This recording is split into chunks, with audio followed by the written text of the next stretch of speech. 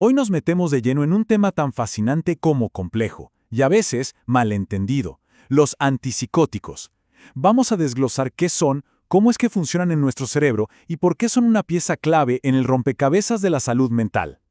Y bueno, esta es la pregunta del millón, ¿no? Para contestarla, tenemos que hacer una especie de viaje al centro de control, al cerebro, para entender esa química tan delicada que estos medicamentos intentan, justamente, reequilibrar. Así que empecemos por el principio, su propósito. Ok, entonces, antes de sumergirnos en la neurociencia pura y dura, vamos a lo más básico.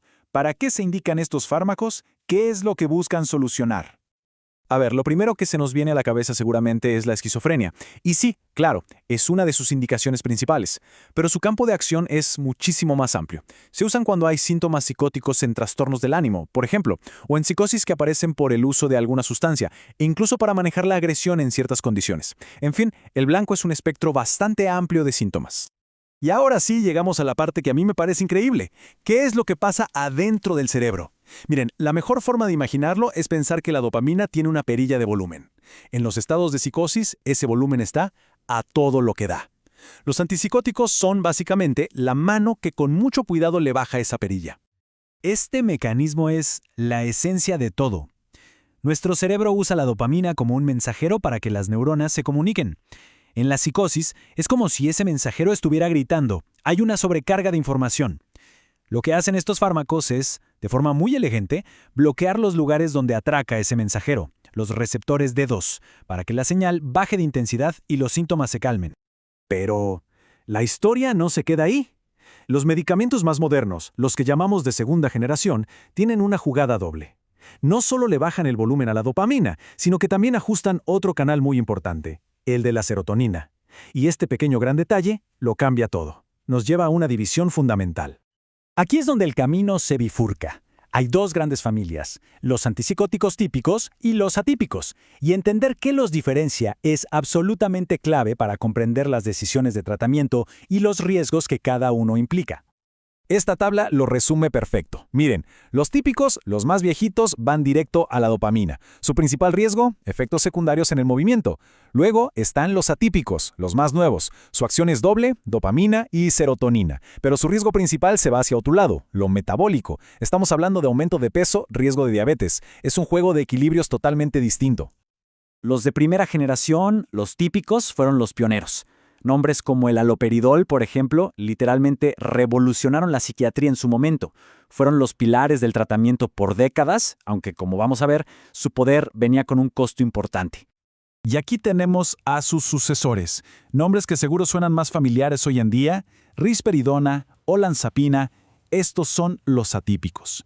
En muchos casos son la primera opción de tratamiento. ¿Por qué? Porque su perfil de efectos secundarios, si bien tiene sus propios desafíos, para mucha gente resulta más manejable en el día a día. Y con esto llegamos al corazón del asunto, a la parte más delicada. Porque ninguno de estos medicamentos es inocuo. El tratamiento con antipsicóticos es siempre una espada de doble filo, un acto de equilibrio constante, donde los beneficios tienen que sopesarse con muchísimo cuidado contra los efectos adversos. Empecemos con el gran riesgo de los fármacos más antiguos, los síntomas extrapiramidales. Suena a término de ciencia ficción, ¿verdad? Pero en realidad es un nombre que agrupa a una serie de problemas con el movimiento bastante específicos. Vamos a verlos uno por uno.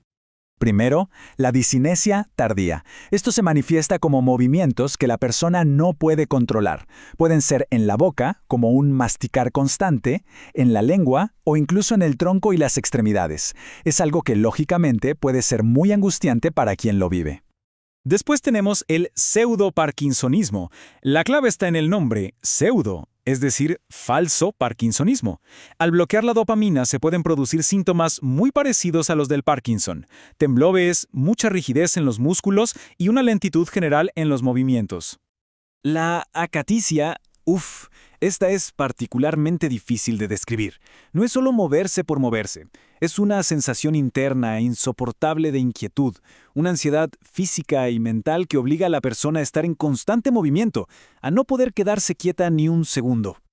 Y finalmente, la reacción distónica aguda. Y aquí la palabra importante es aguda. esto es una emergencia. Se trata de espasmos musculares muy fuertes, sostenidos y dolorosos, que suelen ocurrir en el cuello o en la cara. Requiere atención médica de inmediato. Pero los riesgos no son solo de movimiento. Especialmente con los atípicos, la gran preocupación son los cambios metabólicos. Hablamos de un aumento de peso considerable, mayor riesgo de diabetes o de que suba el colesterol. Y a eso hay que sumarle otros temas como la sedación, mareos al ponerse de pie, o incluso efectos en el corazón que necesitan un monitoreo constante. Todo este panorama de pros y contras nos lleva a pensar en el largo plazo, porque usar un antipsicótico no suele ser una solución de un par de semanas. Casi siempre es un compromiso a largo plazo que busca mantener la estabilidad y mejorar la calidad de vida. Y la meta número 1, el objetivo principal, es muy claro: prevenir recaídas. Cada episodio psicótico puede dejar una huella, tanto en el cerebro como en la vida de la persona. Por eso, la prevención se vuelve la prioridad absoluta. ¿Y de cuánto tiempo estamos hablando? Pues depende. Tras un primer episodio, lo usual es recomendar el tratamiento por 1 o 2 años, como mínimo. Si ya ha habido varias recaídas, la recomendación se extiende a 5 años o más. Y en los casos más graves o de mayor riesgo, el tratamiento puede ser para toda la vida. Así que, al final del día, todo se reduce a esto, a un equilibrio muy delicado. Es una negociación constante. Por un lado, está la necesidad de controlar los síntomas, y por el otro, la de manejar los efectos secundarios, que también tienen un impacto enorme en la salud y el bienestar. Y esto nos deja con la gran pregunta, con el desafío central para el futuro de la psiquiatría.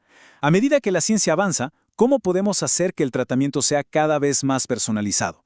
¿Cómo podemos encontrar esa fórmula única para cada individuo que le dé el máximo beneficio con el mínimo riesgo posible?